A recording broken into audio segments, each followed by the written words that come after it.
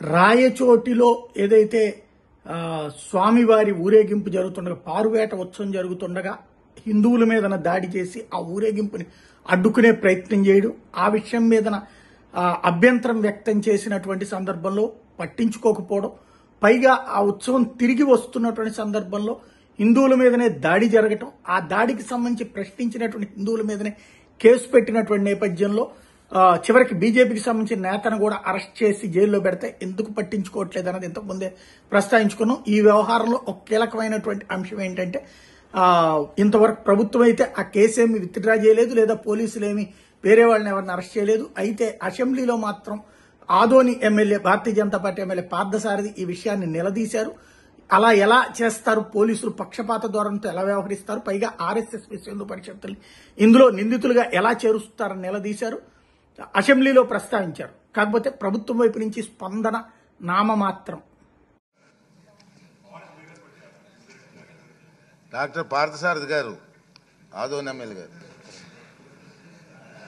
ధన్యవాదాలు అధ్యక్ష. అన్నమయ్య జిల్లా రాయచోటిలో శ్రీ వీరభద్రేశ్వర స్వామి పేర్వాట ఉత్సవం మార్చి 4వ తారీఖున జరిగింది అధ్యక్ష. ఇందులో జరిగిన ఒక సంఘటన గురించి సభకు తెలియజేయడానికి నేనున్నా అధ్యక్ష. 1300 సంవత్సరాల చరిత్ర ఉన్న ఆలయం అధ్యక్ష. తరతరాలుగా వస్తున్నటువంటి ఉత్సవం, భజన సంకీర్తనలతో ఆనందోత్సాహాల మధ్య శోభాయాత్ర జరుగుతుంది మార్చి 4వ తారీఖున. అక్కడ తానా జంక్షన్కి వచ్చారు అధ్యక్ష, రాయచోటిలో. అక్కడ మసీదులో నుంచి వచ్చినటువంటి అల్లరి మోకలు దాడి చేశారు శోభాయాత్ర మీద.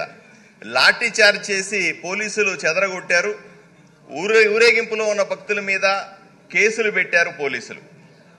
అల్లరి మూకల మీద అయితే గొడవ చేశారని కేసు పెట్టారు.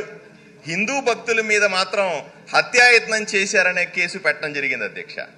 అక్కడ ఎస్ఐ నరసింహారెడ్డి అనే వ్యక్తి ఎస్పీ గారికి ఒక కంప్లైంట్ రాస్తాడు అధ్యక్ష. ఆ కంప్లైంట్లో ఆయన చెప్పేది ఏంటంటే, ఊరేగింపులో ఉన్నటువంటి హిందూ భక్తులు జై శ్రీరామ్ అనే నినాదాలు చేశారు అని చెప్తాడు. అయ్యా, రాష్ట్రంలో జై శ్రీరామ్ అనే నినాదం చేయడానికి పోలీస్ అనుమతి కావాలా అని నేను హోంమంత్రిని సూటిగా ప్రశ్నిస్తా ఉన్నా. అంతేకాదు అధ్యక్ష, ఆయన చెప్తాడు, ఏమండి ఇక్కడ నేను పోలీస్ అధికారుల చుట్టూ ఆర్ఎస్ఎస్, విహెచ్పి వంటి సంస్థలకు చెందిన కుర్రవాళ్ళు వినకుండా రెచ్చగొట్టారు అని చెప్తాడు. అంతేకాకుండా నేను ఆయనకు ఒకటే అడుగుతాను అధ్యక్ష, ఆయనకు ఆర్ఎస్ఎస్ అన్నా సరే విహెచ్పి అంటే అర్థం తెలుసా అని అడుగుతా ఉన్నా.